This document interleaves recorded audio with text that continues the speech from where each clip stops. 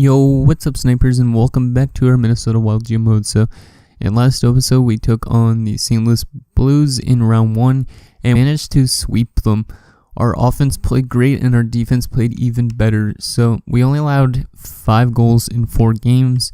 Our offense managed to pick up a total of 14 goals over those 4 games as well. So, we are a very good team right now, and we're now up here against the Calgary Flames, who have a lot of good young prospects that they drafted high up. So this might be a bit of a up climb and a harder battle to fight, but if we could pull this off, that would be huge. We have home ice once again in this series up here against the Flames. So let's start it off with game number 1 back here at home ice at the XL Energy Center. Let's go. Okay, first period underway. Let's see what we can do here, and it's 2-1 us. Nicely done. So Granlund scores the first goal. That's once again our first line was amazing last round. Kaprizov and Richie themselves were comprised for 14 points in those 4 games. So Granlund picks up a goal, and then Larry Souray picks up a goal. That third line was the only line that wasn't getting offense done and was a minus. So they managed to finally score. And Waugh, who is that offensive defenseman that I just was talking about in the last episode as well, he was the one that was drafted ahead of Fitzgerald at 2nd overall. He comes through with a goal. Second period, and it's 2-2 now. So Garvin, another medium elite guy, comes through, and it's a 2-2 game going into the third. So this is the tightest game we've had probably yet in the playoffs, other than game 4 against St. Louis, where we actually managed to score late in the game. Can you do it again, Kirill Kaprizov? Because that's the guy that did it. Penalty kill. And they're going to score 90 overall, medium elite, and then Tkachuk. Looks like we're going to lose game 1 here on home ice. Unless we have some late game heroics, maybe. Doesn't look like it. And nope. Dougie Hamilton's going to get an empty netter. And we lose 5-2. We might have found our weakness here. Or our team that could beat us. I'm not going to change anything for game number 2 because technically we were in that game for the most part. But if we lose this game, I'm going to change up the lines, I think, a bit. Maybe not the first line or not the second or the fourth line, but I changed up the third and the second line because those were the lines that didn't have as much offensive numbers. So let's go right to game number 2. Still on home ice at least, so hopefully we have our fans that help us out here. So game 2, back in the XL Energy Center. First period. Okay, there you go. Kirill Kaprizov again. So that first line still is playing great in the playoffs. Hopefully it helps us get here, out of here with a tie series. Second period, and it's a 2-1 game for us now. Kaprizov with another goal, and Sam Bennett pulls them within 1. So guys, we want to keep our offense on the gas pedal and keep defending as well. We need to take this game. This is a critical game, especially going back to Calgary, and Garvin's going to score to make it 2-2. That's a medium elite guy. That's his second of the playoffs as well against us.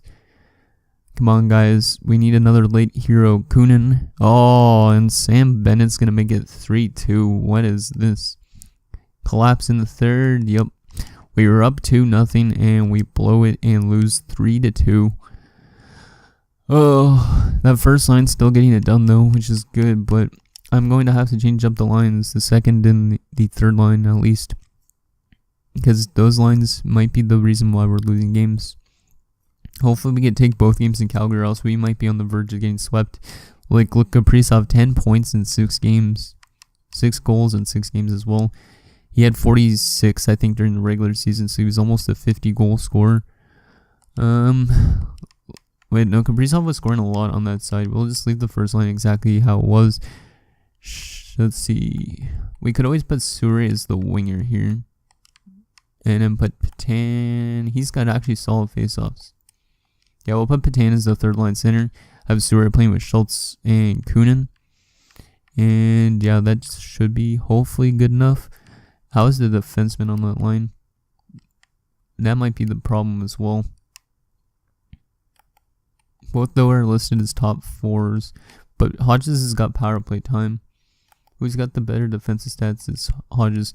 I'm going to try moving Andrew Nielsen up, I think. Wait, how is Nielsen's stats? He's a 0 as well for plus minus. Oh, this is a hard one to choose. You know what? I'm going to leave the defense the same. Yeah, we're going to just do that one little minor change, putting Patan as the center on the third line and moving Sure up to the second line, playing with Schultz and Kunin. Hopefully that helps us, because we need to win 2 in a row now, because we don't want to lose any games in Calgary, or else the series is pretty much a given. So scouting assignment. Let's just go back to the OHL. Don't care really where we send out our scout.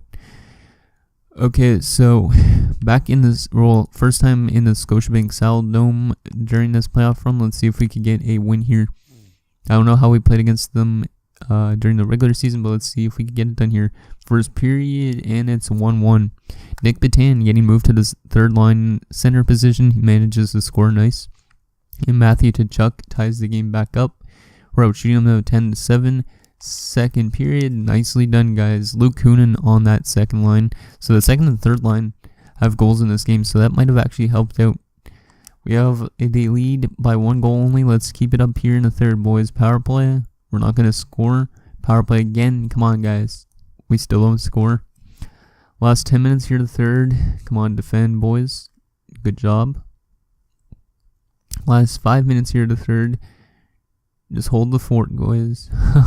Hold the fort, and we're going to take game 3 in a critical game, and we are back in the series. So if we can win the next game, we're going to start from a new slate, pretty much. So nicely done, taking a game in Calgary. 3 stars, their goaltender, our goaltender, and Matthew Tkachuk. So that was a game that they probably should have won, but we managed to play good defensively. Okay, so let's take it right away to game 4 in Calgary and see if we could tie up the series. If we could do that, like I said, we have a brand new slate, so we should be able to, and then we have home ice pretty much. So if we tie it up, we will have home ice in the next game and have a chance to take a 3-2 series lead. So that's our plan. Let's get it done here, guys. So game 4, first period, nice. Okay, 1-1. Leighton gets the first goal, but Nordstrom answers right back. So that's again the third line, I think. Second period, 2-1 Calgary. Rasmus Anderson. So I guess they must have put him in the lineup. He was scratched before, so we're down in the third period, guys. We need to come back. If we lose this game, we might be out of the playoffs. Oh, Skinner's gonna make it 3-1 early, and another one. What the heck's even happening? Fitzgerald pulls us back within 2. Come on, guys, get 2 more. If we lose this game, though, then I don't think we're coming back. Brendan makes it 5-2. Not a good third period here for Darcy Corson. And it looks like we are going to lose by a score of 5-2. Not a good defensive game there. Who is the worst minus players on our team? Actually, I just want to check that again for a second. Okay, those are the player stats. Who is the worst minus player on the team? Our worst line, the first line's now being minus, so the first line's not playing that good now. I don't want to change the first line up though that much. I might just go best lines, but that would scratch probably somebody. You know what, I'm just going to go into this. Even if we lose, just think this season has been really good for our experience for our youngsters. And then that next year we might even come back even stronger. So game number 4 here in Minnesota. Hopefully we can come back from a 3-1 deficit. That'd be nice. First period, and we are down 1-0. Dmitrio Timoshev makes it 1-0 for the Flames. Second period, nicely done. Okay, Fitzgerald and Granlund, and we have the lead going into the third period, so we might fight off elimination for one more day, at least. Penalty kill, come on guys, kill it off. Nicely done. There you go, Luke Kunin. We might actually still have a chance to take this series, you never know. Leighton's going to pull them back within 1. Come on, Corson. You could do it, buddy. Oh my god, and Skinner's going to tie it up. 2 unanswered goals. Oh, Luke Kunin with his second of the third period. And we're going to take it by a score of 4-3, just barely. So here's a look at the stats again. So first line is finally getting it done again. Hopefully we can come back. You never know. Luke Kunin might have just saved our season right there with how he played in that third period. But we're back in Calgary. We won once in Calgary so far in this playoffs. We lost the other. Let's see if we could tie up the series here tonight. If we could tie up the series, that would be huge. Because then we have home ice for Game 7, and Game 7 could go either way. Richie's got 12 points in 9 games as well. He's been helping us out. So here we go with Game 6. Come on, guys. Got to tie it up here. First period, and it's 1-1. Dumba and Skinner. I don't like how Skinner is scoring a lot, though, because he's on that first line. Second period, still 1-1. But they're heavily outshooting us by 12 shots. So, guys, we need to limit the shots here in the third, and we need to get that first one here in the third. Because if we could tie up the series tonight, we will be going back to Minnesota with maybe a new series. And potentially a chance to get into that conference finals. Oh, and Leighton makes it 2-1 for the Flames. Is that going to be it? Come on, guys. Get a late goal, Kunin. You did it last game, and it's going to be over just like that. Our season is ended in the third period by the Calgary Flames, and we were eliminated in round 2. 3 stars. Corson gets first star. He kept us in it. Parsons and Leighton. Well, like I said, we could take away a few good things from this playoff run, is that we basically got some valuable experience for youngsters, because a lot of our youngsters never played in the playoffs before, but now a lot of them had some good playoff stats to help out their future and maybe some growth from that. So let's take a look at the player sets for the playoffs. So as you can see, like I was saying, Kaprizov 10 points in 10 games, Richie 12 points in 10 games. Like, a lot of our players were playing good, like Fitzgerald, even as a 77 depth forward, picked up 6 points. Schultz had 6 points, and he's up to an 83. So, like I was saying, a lot of our youngsters got some experience, at least here in the playoffs, to help them probably grow, especially Corson, because Corson played great in the playoffs. He gave us a chance to win every night, but he didn't have the greatest win-loss ratio, but a good save percentage and whatnot. So, that's that. Let's just sim the remainder of this season now and see who wins all the awards and stuff like that. And then, yeah, next episode we'll be back to the draft in the off season. I think this episode might be the last one of the pre-recorded episodes that you guys see, and then we might pick it up with this. So if you guys see anything we should go after in the off season and all that sort of stuff, just let me know down below in the comments. You could also Facebook message me or send me a message on Twitter, all that cool stuff. So Carolina has won back-to-back Stanley Cups. Wow. The first team, I think, in this series to do that. And Utica wins the AHL. So, damn, Carolina. I don't even know what their lines look like. But they've won back-to-back Stanley Cups. Can I still check the lines? No, I can't. I wanted to check what their lines look like, kind of. But let's see the awards for the season. Hopefully Kaprizov maybe got an award. So Carolina winning back-to-back Stanley Cups. Vancouver gets the President's Trophy. And it was the Calgary and Carolina Stanley Cup Finals. So we lost to the best team in the West. So actually that's not that bad. Pretty good season for our youngsters. Line A is going to get the Hart and the Art Ross. Clefbaum is going to get back-to-back Norris trophies. Sagan gets the Lady Bing. Calder goes to Lewis. I think that was the guy that went first overall last year. Hutchinson gets back-to-back Conn Smythes. Wow. Our former player, too. Vasilevsky gets the Vezina and the Jennings. Goodbranson gets the Masterton. McDavid gets the Selke. Liney gets the Lindsay. And Clayton Keller is going to get the Maurice Richard. And then in the AHL, any youngsters? Formenton, Connolly, Tursunbayev. Anybody for us, though? Gene Seabrook, nice.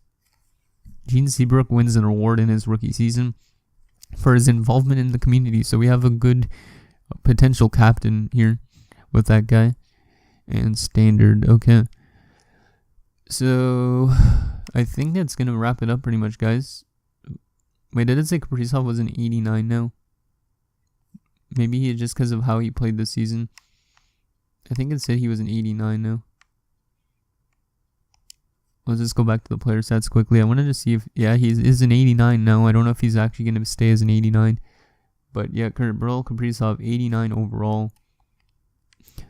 Anybody else get some good growth? Dumba is up to an 89 because of how we played this season. He's listed as a top 2 defender. Damn it.